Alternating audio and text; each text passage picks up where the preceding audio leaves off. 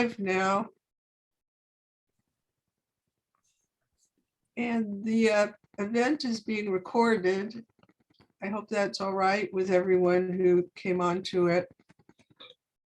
And my name is Alice Rogoff, one of the writers in the group, and I'm going to give you a little welcome to LaborFest in general. It's an annual event in July to commemorate the general strike of 1934 in San Francisco. And there's a whole month of events, several other poetry readings, and a boat ride for labor maritime history that's just wonderful, which is on the end of the month. And the theme for this year is Workers Rise Again. And our group has been going on for many years. It was started by Roxanne Dunbar Ortiz. I'm just giving a little history of the writers group. And her idea was to have a writing workshop on working class history and also stories that were hidden from the general media. And we also write about other social issues. And we've met at different times, once a month or twice a month, and now we're meeting once a week. And we do discussions about our writing, like short evaluations by the group. And we don't do just one genre. We often do memoirs or short stories, poetry, essays. And I think there are 6 of us now, but there have been other people in the group. Several of them unfortunately passed away, but we also did a book called Giving Voice, which is an anthology, and that includes Phyllis Holliday and Adele Kearney also, and Richard Tan has been in the group, and Susan Ford as well. And so right now, we're each going to read for 10 minutes. And if there's any discussion you'd like to have later, we would welcome that. Our group also does prompts where we do writing exercises each week. So our first reader now is Nellie Wong. Thank you. Can everybody hear me all right? It's really great to be here. I just came off another Zoom meeting and on the fight for reproductive justice, and it was just super. So that's one of the issues that I am involved in, and been a part of LaborFest for a long time.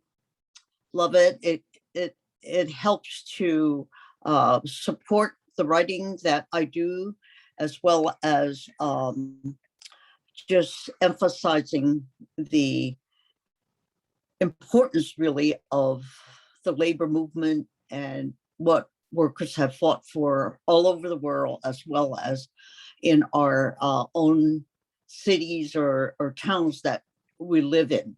So today I'll share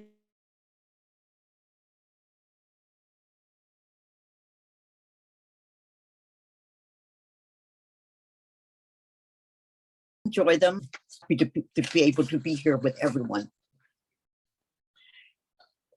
Bing cherries in a Chinese bowl. Bing cherries glisten in a Chinese bowl. An orange rooster faces a giant peony on the outside of the bowl. Bing cherries, haw ham, haw wat, so sweet, so smooth, cultivated by a Bing orchard foreman overseeing 30 Chinese farm workers at Llewellyn Nursery in Oregon. The bowl spun by hand in China, painted by an artisan. Multiply this bowl, thousands shipped across the ocean. A Bing for 35 years worked in America, disappeared to China in 1889. Restricted by the Chinese Exclusion Act, never to return to Gimsan. Bing cherry, named after a Bing. Little else known of this ancestor horticulturist, his full name, though he sent money home to his family. A Bing, a Bing, I call you a Bing Bop, Uncle Bing. Bing cherries glisten in a Chinese bowl.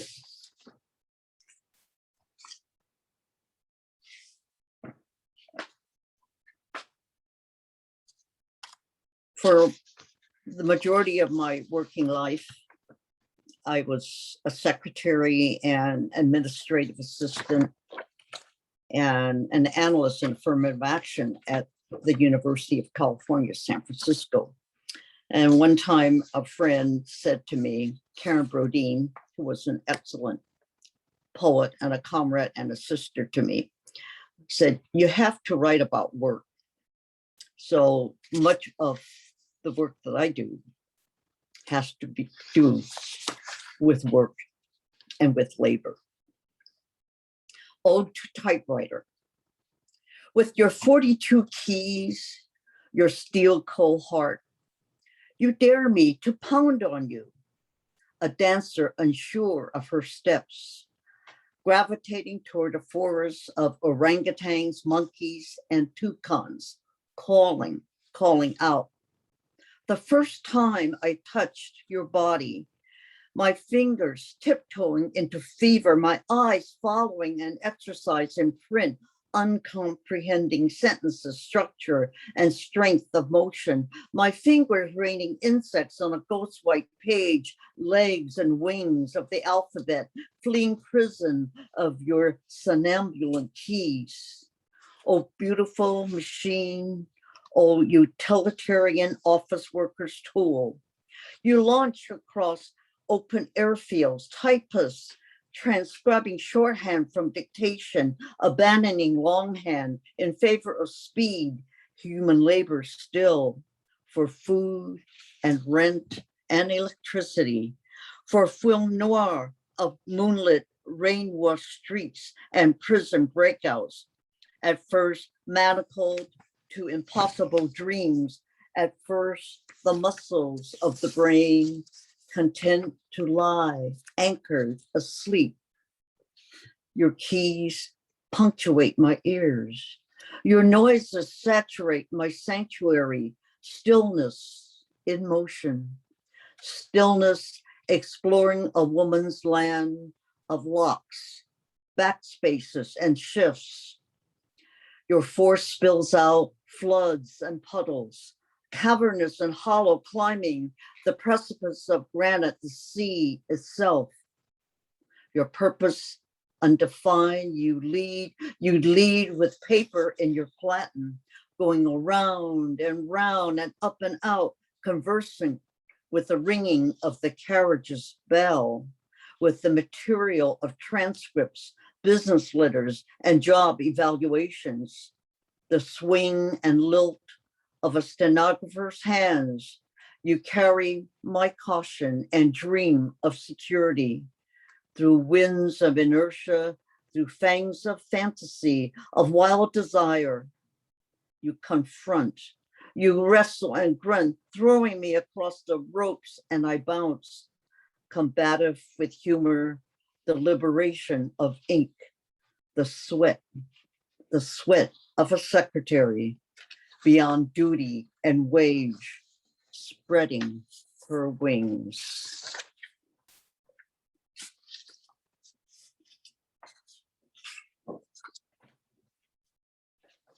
These fingers know work. Filing memories, they know song. Yellow chrysanthemums, my baba's love. They know arthritis I never dreamt of. Playing paddleball, reaching typewriter keys, these fingers, the solidity of wood. Breathing fire, the body, an instrument of desire. These fingers changed a boss's dictation, Creativity pushing its nose forward into his scowl. This secretary unperturbed. These fingers pervade the brain. Leaves and petals, soot and rain, when cursive grew bone.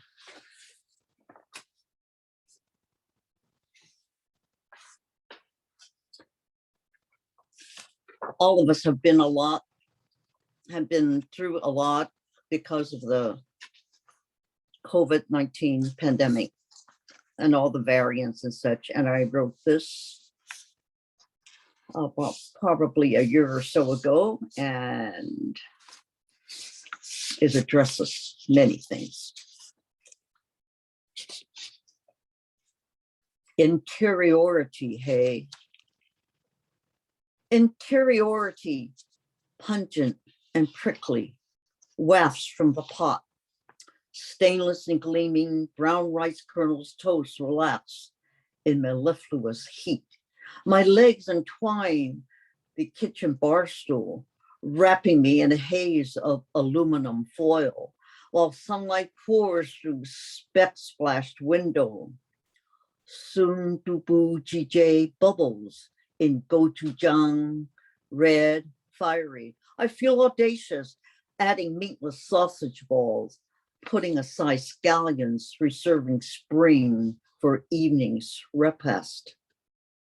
COVID-19 crisis inserts is still irresistible, non-discriminating and worldly when a Chinese woman on a train coughs and a white woman shouts, "Oh my God," shielding herself with her trench coat, sinking further into the plastic coated seat on the train, while other pairs of eyes shoot arrows of fear, panic, whole bodies move, shrink en masse. Yellow woman pariah again and again, the exteriority of suspicion, yellow alert splashes across headlines, modern day yellow peril springs into consciousness, the president tweeting a foreign virus. What model minority, what passivity, what dragon lady? The blah of stereotypes. Ah, the Orient, the Occident. Steal their labor and run. What invisibility, what lies. Yellow women excluded before onslaught of Chinese exclusion now. Yellow men killed at Rock Springs, murder in Hawaii, not real and buff or masculine enough to grace the silver screen, just real enough to mine for gold, build railroads, grow wine grapes, live in cramped quarters, fight the cubic air law, the right to attend public schools. Chalk it up to ignorance wholesale? No, why COVID-19 is named, referring to its eruption in Wuhan, China. There they go, giving identity, racial and ethnic to a virus, dressing it with epicanthic folds, dividing us, shelling us, tucking us into drawers, locking us in prisons with psychological bars.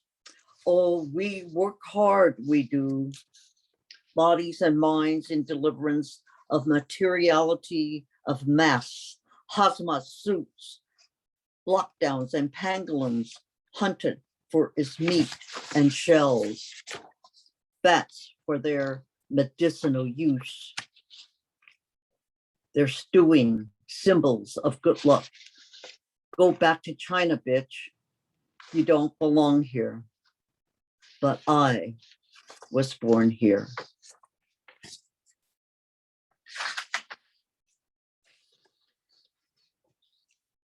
This is Women of the World, and I wrote it in response to what the Supreme Court did in ending Roe v. Wade, which is really about, yes, ending Roe v. Wade and abortion rights and women's choose, but there's a fight going on, as I mentioned. I came off a Zoom meeting about women all over the world and women here in the Bay Area as well, and men and transgenders and queers. all people fighting back for our right to decide and our right to choose.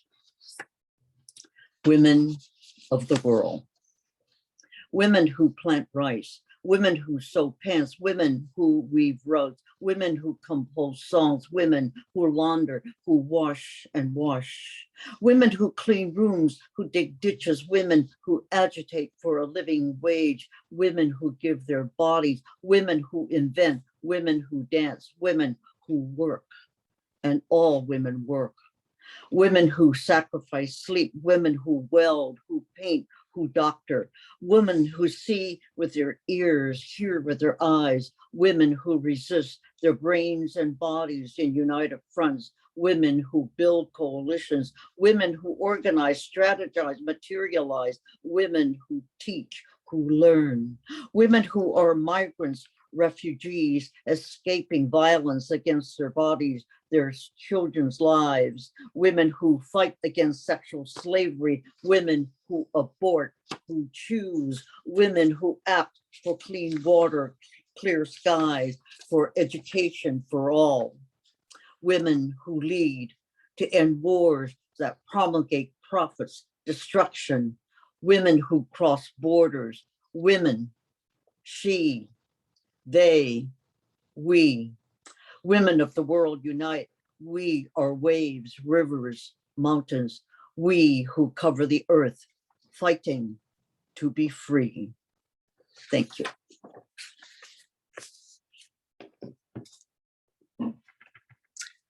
And our next reader will be Keith Cooley.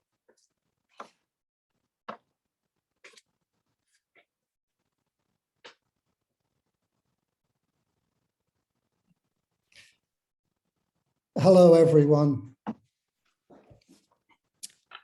I am Keith David Cooley, and if you're interested in my writing, you can search for Keith David Cooley on the internet and find stuff. Today, I want to tell a story which has been inspired by events of the last 8 months. Scene 1. A woman in her 40s, well-dressed in a tailored blue wool jacket and matching skirt. She spoke into the video camera in front of her. We have a relationship that's based on open, collaborative, and direct engagement, which I feel could fundamentally change if a store is represented by a union under a collective bargaining agreement. The woman sat on a leather armchair in a wood-paneled room with a potted orchid and framed diplomas on the wall. I'm worried about what it would mean to put another organization in the middle of our relationship, an organization that does not have a deep understanding of our business. She continued, and most importantly, one that I do not believe shares our commitment to you, our partners. Scene 2, young woman dressed in t-shirt and jeans, long brown hair parted in the middle with a look of uncertainty in her eyes. Sometimes I think, what was the point of all this education I got? What was it good for? Where did it get me? I was told by teachers, by friends to get an education, go to college. That was the way to get a well-paid job, something I could be satisfied with. My parents were unable or unwilling to pay for my college. They said, don't go away to school, but I went anyway. They were stuck in their little town in Pennsylvania, but there did not seem a future there for me. There was not even Starbucks in town. It was Granddad, Papa Jack. He had been a miner, one of the last generations of coal miners in Pennsylvania. He had said to me, I'm a goddamn socialist and a union member forever. I told him, that's what I want to be. He'd always been solid with the union in the fight for better conditions down the mines. I was the only one in my family interested in what Papa Jack did. And then he was gone. That was it. I had done well at high school. I applied to state schools and private colleges. My passion for a long time has been history, economic and social history, especially in Europe. Finding out about events like the Peterloo massacre in Manchester, where hundreds of working class people were killed by soldiers of the Crown. After college, I went to live in Philadelphia. I ended up with $60,000 in debt and a Master of Arts, but not equipped on how to get a job. Oh my God! I would have liked to have been a college professor, but I had no connections, nobody influential to help me. Eventually, I got a job as a barista. This person is leaving. It was really a lot of fun working with people the same age as me. Then I got transferred to a busy store on a major highway. Working conditions were not good. I started talking with my co-workers about unions. Scene 3, man with a white hair in his late 70s talking to a young man and a young woman in a coffee shop in Ithaca, New York. The old man with white hair said, "Let me ask you, how much do you get paid?" The young man replied, "I get paid $12 an hour." And the young woman said, 13, I get paid $13. The old man said, "You get paid horrendously low wages. Basically, it is minimum wage." "Yes," they said together. The old man asked, "Can you afford the health care they provide?" The young man and young woman shook their heads. The old man said, "It's part of the bullshit corporations often do. They say, look at us, we are being generous. We have this, we have that. But the problem is you can't afford their healthcare. And it's the same with other corporations like Amazon or Walmart." The young woman spoke out. "It's never certain how many hours I'm going to be able to work in the next couple of weeks. Often I work less hours than I want to, which limits my income." Bruh, look at this dude. Wait till you see the. No. Explain to him that you have to hold. Yeah, I'm hosting this, so I'm going to be deleting people who are disruptive. The old man said, "Real power in this country." What the fuck?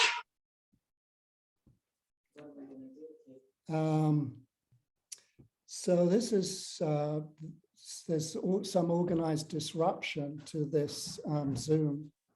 And if anyone is disruptive, I'm going to have to remove you. The old man said, real power in this country lies with the very wealthy people who own the economy and want to hold it all. The thing that they are most afraid of is when you guys say, wait a minute, let's see the company. This company has a 31% increase in profits. 60 million went to the former CEO who gets $1 billion richer, and I am making $13 an hour. It does not make sense. It is not right. I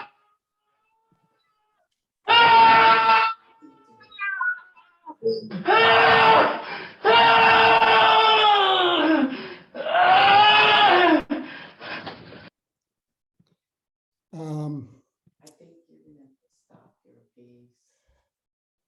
Um, You want me to read it for you? I'm going to try and continue. Scene 4, a man with gray hair wearing a corporate blue shirt and tailored pants walks around and speaks to the room with rows of seats filled with young people. The man with the groomed gray hair said, "I'm coming out of retirement to lead this company again. I have been coached. No longer can we ignore the many ways we're being assaulted by the threats of unionization in our stores. We're going to face it head on, and there are going to be consequences." He paused for 20 seconds and looked around. "You are called partners, and to be partners, certain things are demanded of you." Scene 5, a group of young people demonstrated on the streets of the city. A TV crew attempts to document the scene. Young people chant in unison, "Union busting is disgusting. Union busting is disgusting." One of the young people said, "Starbucks closed this store in retaliation for workers unionizing. Starbucks used to be a good progressive company who treated their workers with respect, but not anymore." Scene 6, a professor of labor studies is being interviewed by a magazine reporter.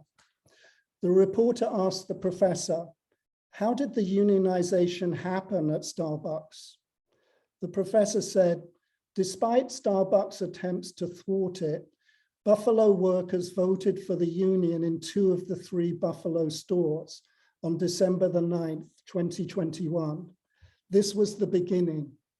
In February 2022, despite its attempts to intimidate workers, Starbucks got only 3 votes against the union in a store that was supposedly in the most conservative large city in the United States, Mesa, Arizona. On March 22nd, there was the first election victory in Starbucks' hometown, Seattle. The vote count was 9-0, and the fact that it was unanimous in a store so close to the corporate headquarters made it even sweeter for those workers. The first victory in the South was important. In Knoxville, Tennessee on March 29th, workers voted 8-7 to unionize. A Knoxville barista reached out to the campaign after reading about what happened in Buffalo and was given a step-by-step guide on how to organize her store and how to respond to anti-union talking points. The movement gathered momentum with a 33-2 win in Boone, North Carolina, a 27-1 win in Birmingham, Alabama, a 25-6 win in Augusta, Georgia, and an 8-1 win in Greenville, South Carolina. By the end of June 169 stores have voted to unionize. This has disturbed Howard Schwartz, the interim CEO of Starbucks. Most recently, he made clear that wages would be raised at all Starbucks stores, except those that have been unionized, thereby punishing the workers who have unionized. The professor said to the reporter, "I think this action by Schwartz is illegal. It certainly shows how worried the executives are and how weak they are. This is a true story and honors the organizing work of Jazz Breezak, Michelle Eisen at Buffalo, Maggie Carter in Knoxville, and Layla Dalton, and many other Starbucks workers living through these precarious times." Thank you. And I would now like to, Can I just say one thing? Keith is our host, and I'm so sorry that we got bombed during his reading. But as host, now that he's switching back that hat, he will be able to prevent this from happening for other readers. And I'm so sorry to the audience as well, and Keith especially. yeah, thanks, Margaret. Yeah, it could have been Starbucks who were mounted this sabotage. I don't know. But anyway, I'd like to introduce our next reader, Robert Rubino, who is the newest member of LaborFest writers, and we're very honored to have him here today. Over Thank to you. you, Robert. Thank you, Keith. I have three things to read. The first is an essay. It's called Union versus Non-Union, the difference between life and death. I worked for newspapers for 34 years, retiring 9 years ago in 2013. From 1979 until 1985, I worked for big chain newspapers, one in the San Joaquin Valley and one in the East Bay. They were non-union, or more to the point, fiercely anti-union. In 1985, by sheer luck, really, I began working for the Press Democrat in Santa Rosa. It was a union newspaper. Employees were members of the Northern California Newspaper Guild. I stayed there and thrived for more than 27 years. Here are capsule impressions of what the difference was for me between working for non-union newspapers and one with a union. At the non-union papers, we did have healthcare plans and paid vacations, but those benefits, along with salary, were given entirely at the pleasure of the bosses. Employees accused of any sort of breach of written or even unwritten rules had no practical recourse except to throw themselves at the mercy of ownership and management. What little negotiation there was regarding salary and benefits was, well, it was mostly theater, cosmetic. Salary and benefits were at their core on a take it or leave it basis. Needless to say, salaries were low and health benefits bare bones. Even living in Visalia in the early 1980s, where the cost of living was relatively low, it wasn't easy to make a living working at the newspaper. In the metropolitan Bay Area in the mid-80s, it was next to impossible. The message, unwritten and unspoken, was nonetheless clear that if you didn't like the working conditions, you were expected to leave. Making a living, supporting a family, just weren't the concerns of the owners or management. There was a seemingly endless supply of fresh college graduates with journalism degrees eager to take your place for even lower salaries and fewer benefits. At the Press Democrat in Santa Rosa, a union newspaper, employees worked under the terms of negotiated contracts. When the contract was about to expire, management and labor negotiated a new agreement. Salaries were commensurate not only with skill and experience, but with the cost of living. Health benefits included orthodontics for one's children and paid maternity leaves. If an employee was accused of breaking a rule, that employee was entitled to full legal representation and, if necessary, the matter would be decided by an independent arbitrator. The paper thrived because its employees thrived. Instead of constantly looking for new and better job, employees became rooted in and knowledgeable of their community. Instead of constantly looking for younger and cheaper employees, the newspaper enjoyed the fruits of a loyal, experienced, and dedicated group of journalists. But this is somewhat of a cautionary tale. In 26 of the 27 years I worked at the union newspaper in Santa Rosa, it was owned by the New York Times, which admittedly gave employees a sense of pride and prestige. But I recall what a veteran newspaper guild representative said after helping to negotiate our first contract with the Times, that despite its liberal reputation, ownership was determined to slowly but steadily erode the union's strength. Fortunately for me, that erosion was slow indeed, but real and devastating nonetheless. In 1985, for example, when I started there, newsroom employees were more than 90% union members. By 2013, that figure was barely 60% and dropping rapidly. With more non-union employees, ownership was always preparing to carry on as usual in the event of a strike. Over the years, besides an increase in non-union employees, while the number of union employees dropped, a two-tier system of salary, health plan, and vacation was eventually installed, thereby phasing out those with higher salaries and better benefits. After the Times sold the paper in 2012 to a fiercely anti-union chain based in Florida, the erosion of pay and benefits accelerated. The Press-Democrat now has local Sonoma County ownership, but the damage had been done regarding the quality of the product and the well-being and morale of the few remaining union employees. An added note, reporters and copy editors at the East Bay chain of newspapers where I work, the Alameda Newspaper Group, now do have union representation, but make no mistake, that concession by ownership was made and remains grudgingly, and the fight for fair pay and benefits is a formidable one, to say the least. The takeaway here, unionization is vital if workers expect any say in salary and benefits, but unionization alone won't adequately address those needs. Workers need to be fully engaged and understand that the owners and managers are not their friends.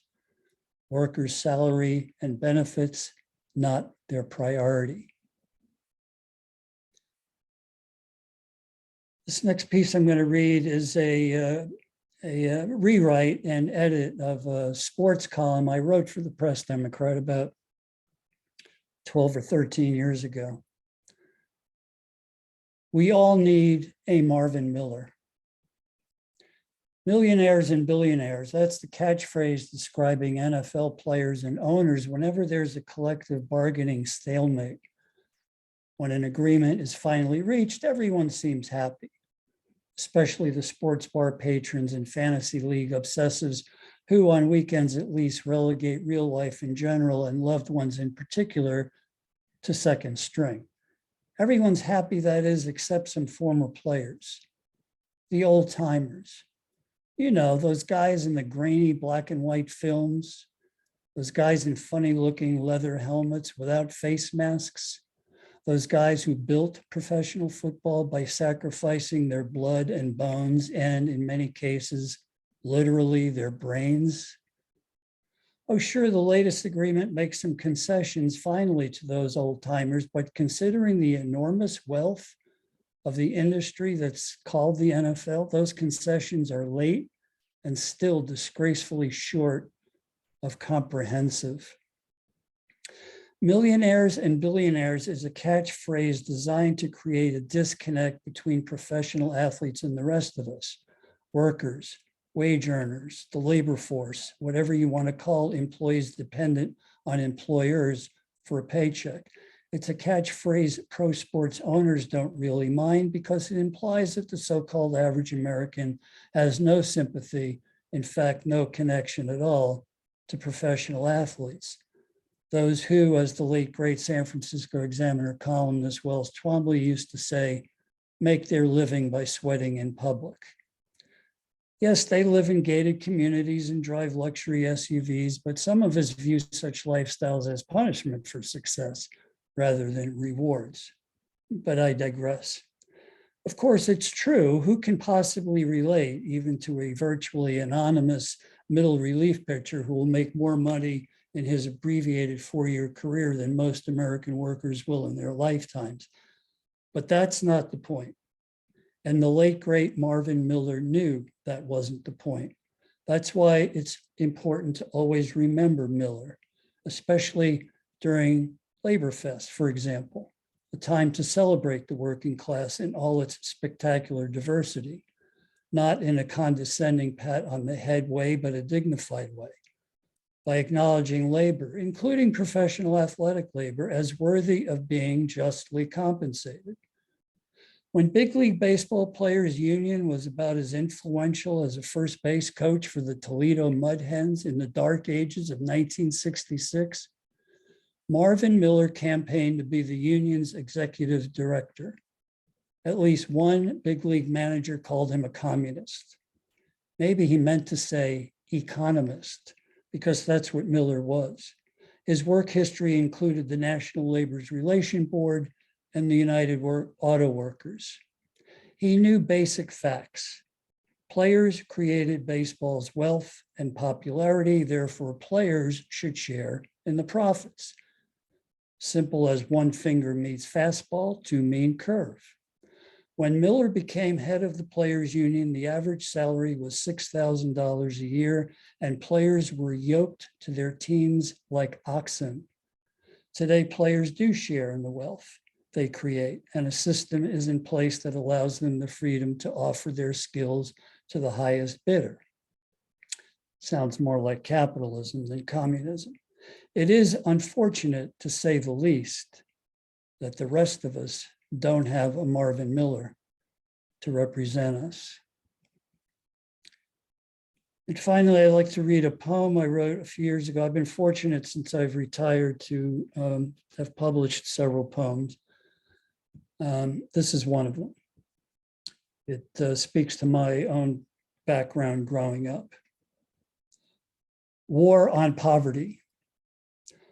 One mother plus one father equal two parents, oldest brother plus middle brother plus baby brother equal three kids. Two parents plus three kids equal family of five, circa 1955.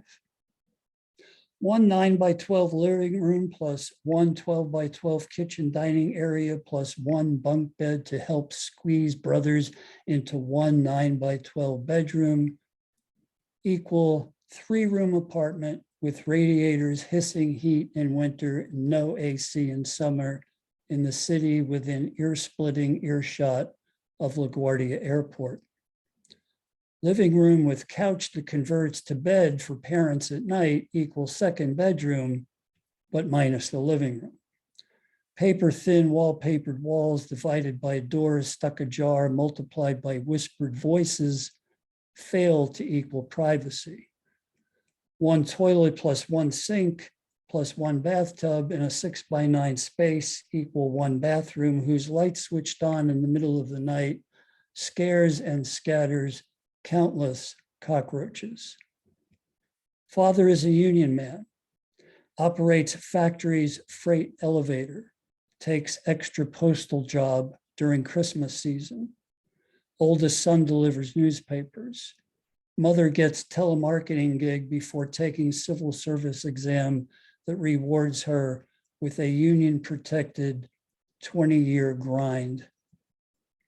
Thanks to loans and layaway plans and parental selflessness, bills get paid, orthodontics, speech therapists, Catholic schools, and 2-week Catskill vacations, cultural trips into Manhattan for museums and planetarium and palatial movie theaters.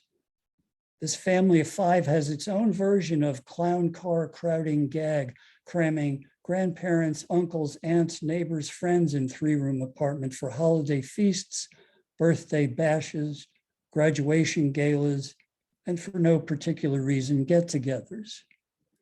Add a vision of tons of toys, including bicycles under a ceiling scraping tinseled Christmas tree, every bit as miraculous as a virgin birth. And none of it added up to poverty, not real poverty, not even a vague feeling of being poor. And perhaps that was another miracle. Thanks so much for listening. I'm proud to be part of this group. And the next speaker will be Jerry Path.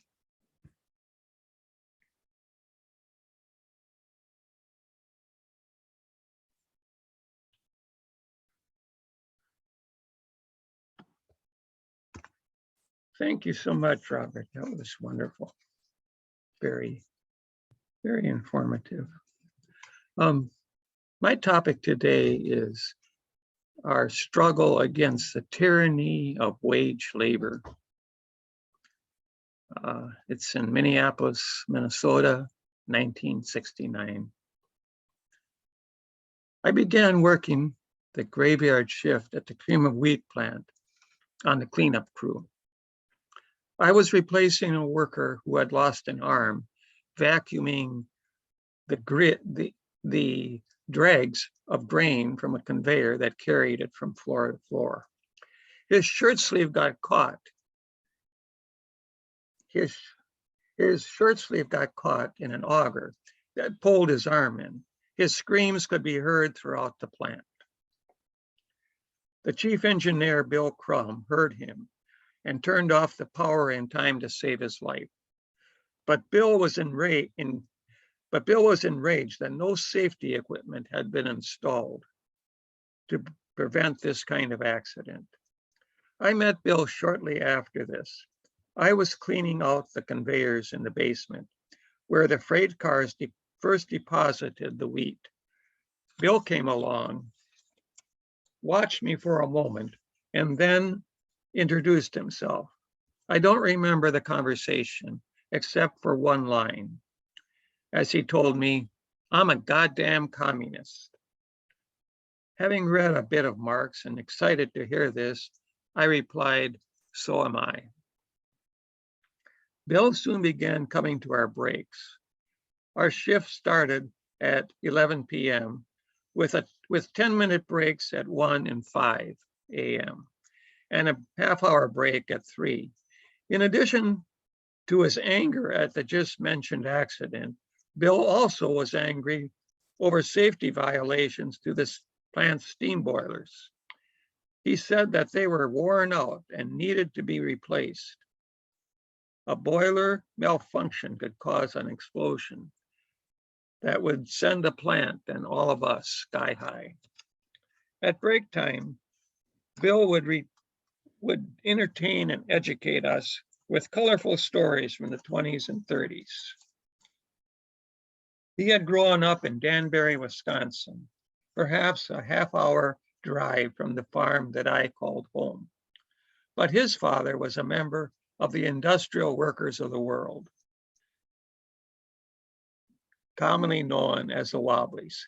Bill would go on and on with countless stories, some from the Merchant Marine, where as a sailor, he learned of the international struggles of the global working class. Some from his years at the Farm Equipment Union, where his organizing came to a halt. Bill would regale us with these stories of the past. The foreman would be glancing at his watch, dropping hints that it was time to get back to work. Bill ignored him, and so did we. Our first break would often extend to and through our second.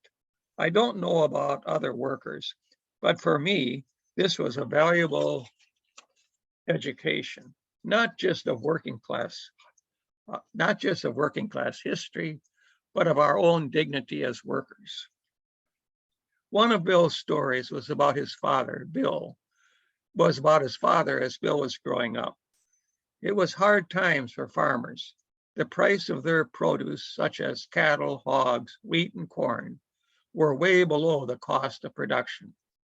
Many farmers, unable to pay their mortgages, were losing their land and their livelihoods.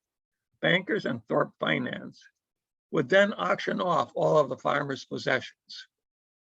But Bill's father, being an ardent member of the Wobblies, organized what were called penny auctions, where farmers would conspire to bid well below the value of whatever was being auctioned off. Say, for example, no more than 50 cents for a cow or a horse. But they went further. Bill's father, along with a group of irate farmers, threatened to lynch the local banker if he didn't get out of town. Our foreman eventually threatened to fire some of us. So led by Bill, we fought back.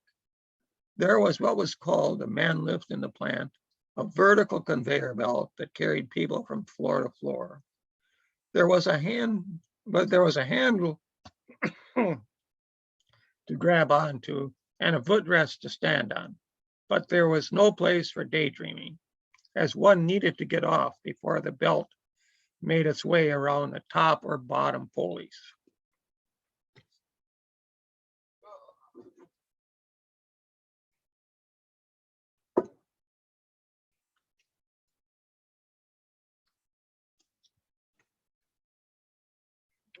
But there was no way to get off before the belt made its way. But one needed to get off before the belt made its way around the top or bottom pulleys. If you didn't, you would likely be killed. So shortly before our first break, Bill grabbed a sack of flour. He knew that the foreman would be on his way, so he waited for him from a floor above. As soon as he stepped onto the man lift, Bill sprinkled a dash of flour on his head. Then when he looked up, he dumped the whole sack right in his face, virtually blinding him. The foreman managed to jump off, ready to pursue the perpetrator. But all he found was an empty sack. Bill had vanished on the downside of the belt, chuckling to himself. Perhaps Bill's anger at a lifetime of injustice blinded him to the possibility of the foreman being killed. Bill's rage was the result of the defeat of the working class struggle at the end of World War II, and his own personal defeat. This defeat was also one of his stories. As Capitol's offensive against labor unfolded in the late 1940s, Bill was assigned by the Farm Equipment Union to organize workers at the Caterpillar plant in Peoria, Illinois. He was handing out leaflets when an ex-prize fighter hired by the company sucker punched him. He woke up behind bars, lying in a pool of his own blood. He was ordered to get out of town and never return. So he left in defeat, and he said spent the next few years in an alcoholic stupor. But he fought his way back, regained his dignity and his fighting spirit. I did learn a lot from Bill. We were perhaps unconsciously in revolt against the unsafe working conditions where a worker lost his arm and almost his life. We were also taking back our dignity and a bit of control over our own time for a brief moment from the tyranny of wage slavery. This was a joy. In the future, I hope to expand on the topic of our struggle against wage slavery to include such things as the relationship to the necessity for eco-socialist degrowth instead of our ever wasteful and destructive production and consumption. This is also a necessity because of our limited natural resources, such as now in many places around the globe, the lack of even clean drinking water. But that is for the future. Thank you. And next, I'd like to introduce Margaret Cooley, our next reader.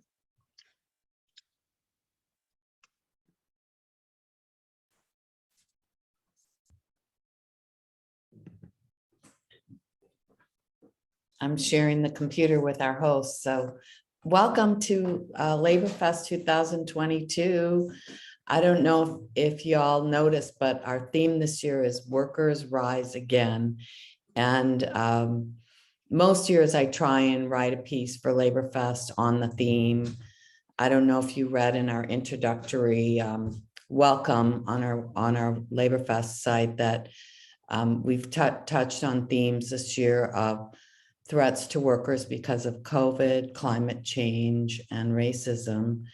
And so I wanted to write something on that. And I, for about a decade, from college up until 1984, I lived in a place called Bellingham, Washington. And so I go back there every year. And there are events there that I've been following the last few years, and that's what I decided to write on this year. So thank you.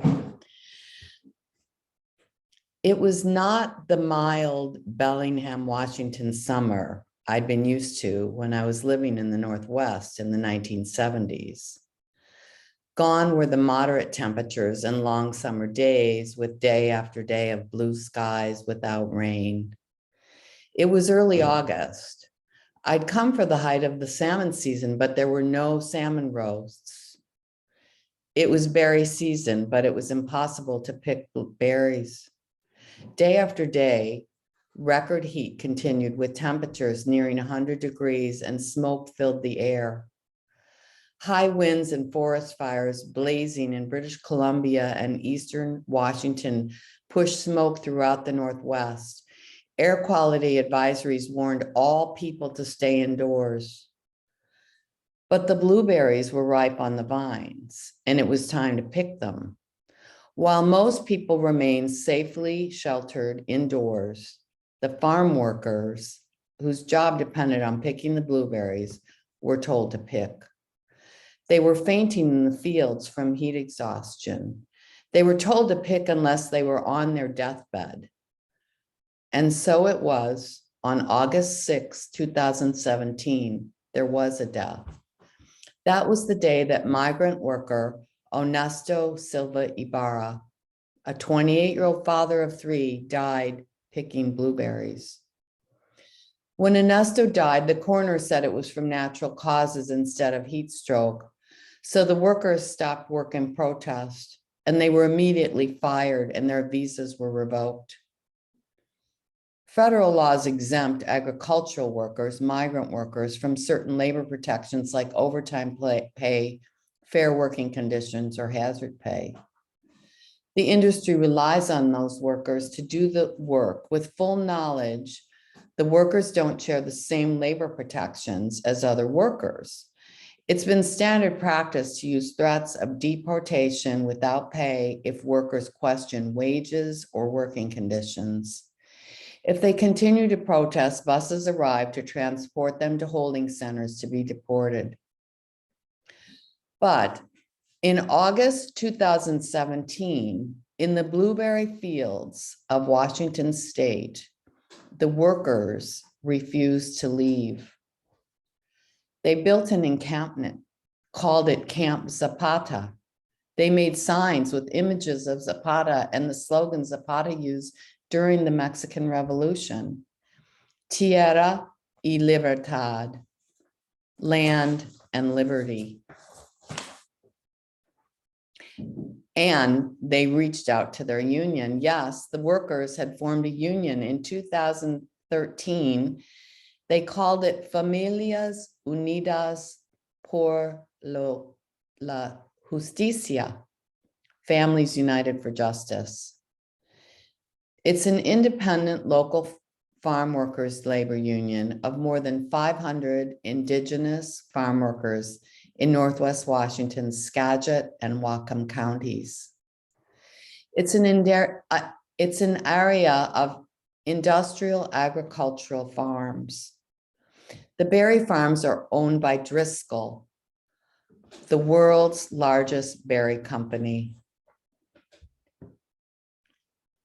Farm workers in the Northwest hand harvest strawberries, raspberries, blueberries, and blackberries, as well as tulips and daffodils. And they cut, prune, and harvest many other crops. The union, Families United for Justice, is the only labor union led by indigenous, Mixteco, and Triquai farm workers. In August of 2017, when Ernesto Silva Ibarra died, the union filed a lawsuit against the farm and the company that owned the farm. They are still waiting for the lawsuit to be heard in court. Although a Farm Workforce Modernization Act passed in Congress in 2021, it has yet to pass the Senate. Meanwhile, in 2021, the state of Washington signed into law overtime pay for all agricultural workers. In large part because of the union, Washington has the most comprehensive protection for farm workers of any state. But there are political forces within the state working hard to see the laws overturned. The union members of Families United for Justice know better than to wait for federal, state, or local governments to come up with solutions. The farm workers themselves are coming up with the answers, while at the same time dealing with issues of shared housing and preventing the spread of COVID. Local organizer Rosalind Guillen said, "It is offensive that the industry thinks it can group strangers into temporary families just because we are Latinx. What they are saying is that our individual lives are worth sacrificing for industry profits. It's acceptable to them to lump us together and subject us to disease because those getting sick and who may die are poor brown people."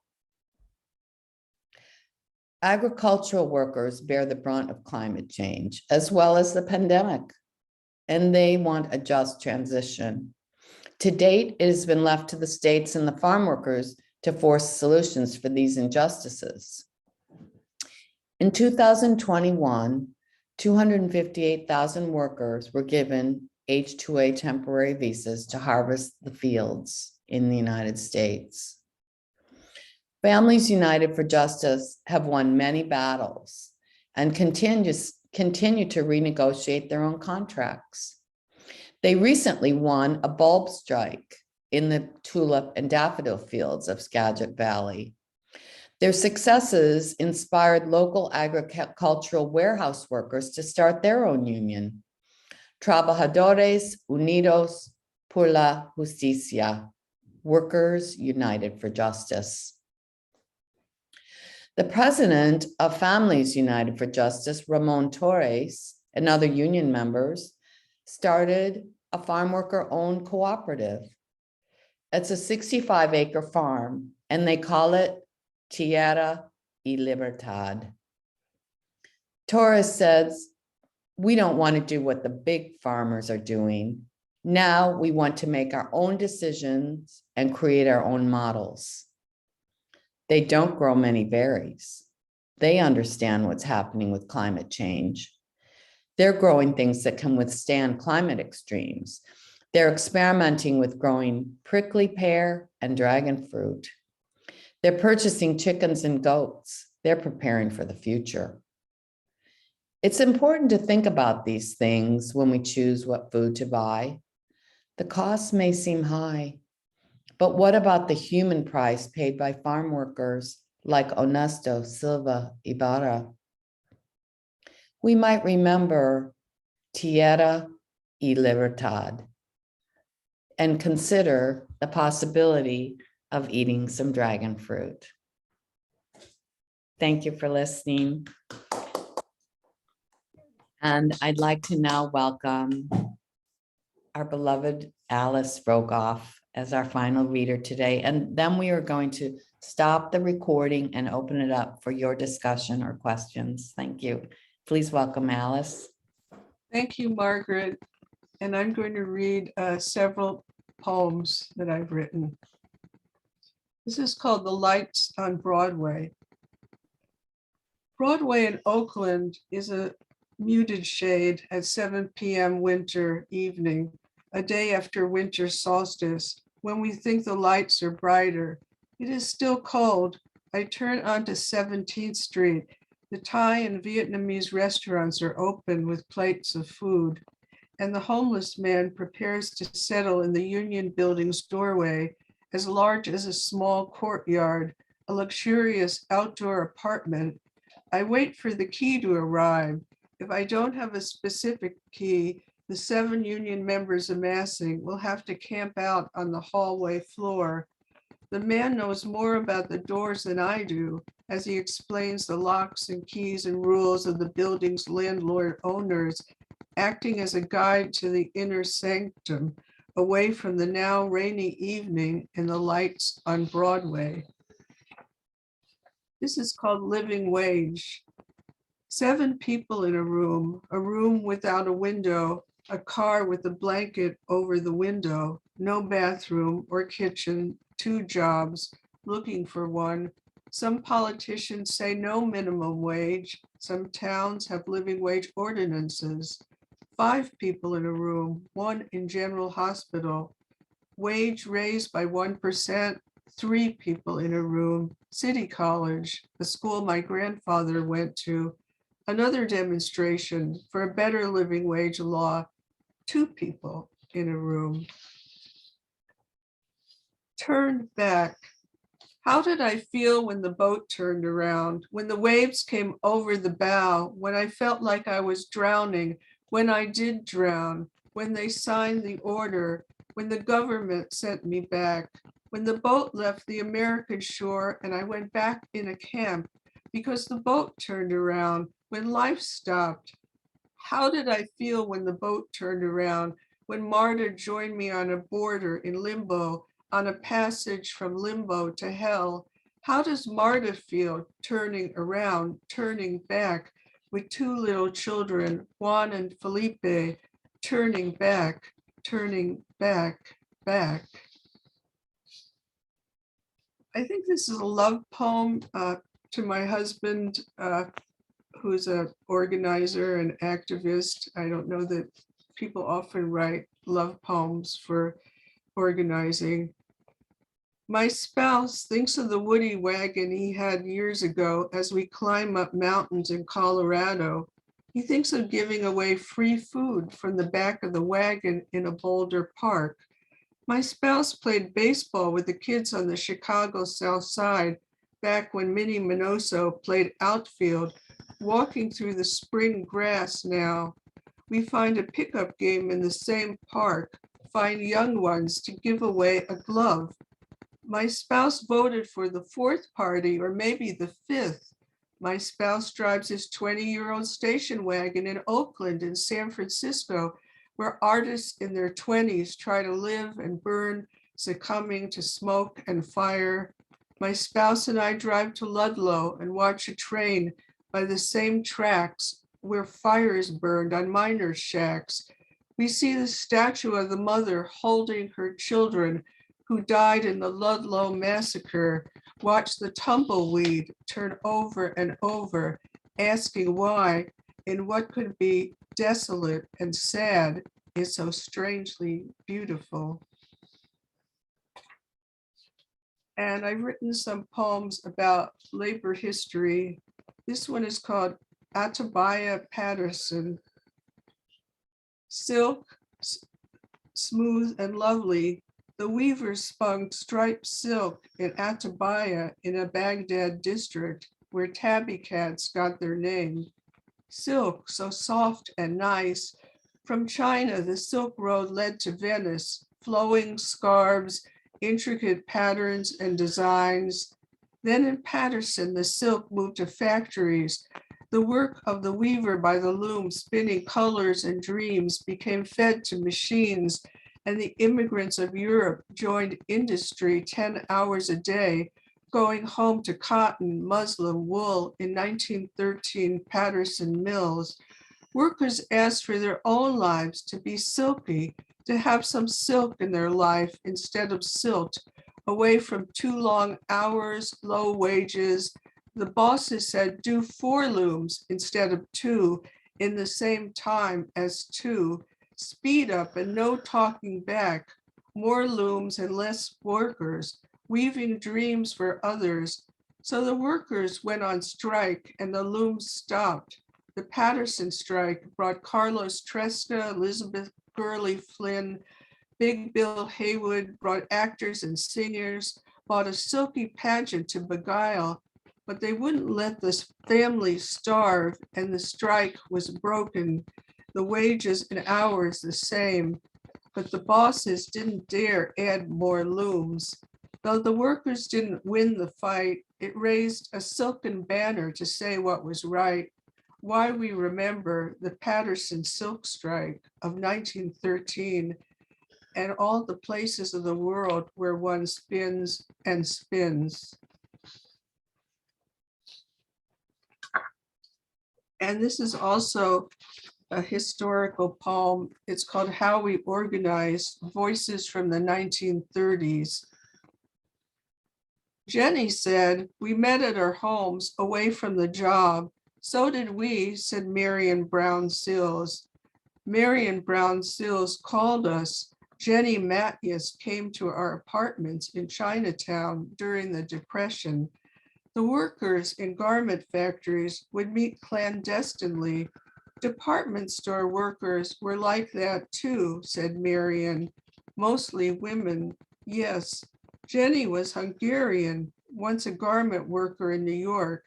In San Francisco, she got home after midnight to help organize. Sue Ko Lee sewed buttonholes during the day, then went to the San Francisco Labor Council for the Chinese Ladies Garment Workers Union. Marion said, the garment workers can use my office. Me too, said Carmen Lucia from the Hat Makers Union. It was how we organized. There were 3, and then there were 3,000. And I'm going to end with this, another woman organizer named Jackie Walsh. It's my dog sleeping.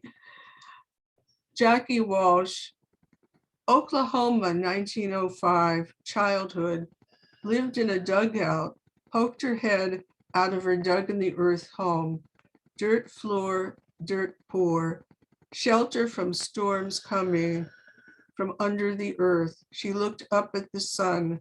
There were people who said women, Okies, were not suitable for a job. So many years later, she climbed out of the dugout, went to San Francisco, lived on Albion Street, waitress union president. She asked, do you have health care, sick leave, pensions? Asked for a T-bone steak and all we got was the bone. On the State Industrial Welfare Commission, on the Commission on the Status of Women, her family was dirt poor, climbed out of the dugout and looked at the moon. And I had a talk with Roxanne Dunbar Ortiz, who came from Oklahoma and told me that she had lived in a dugout also. And if you would like to get Giving Voice, our book, our anthology with some of us in it, or any of the books by myself or other writers in the group, I will put my email address in the chat. And thank you everyone for coming. Thank you.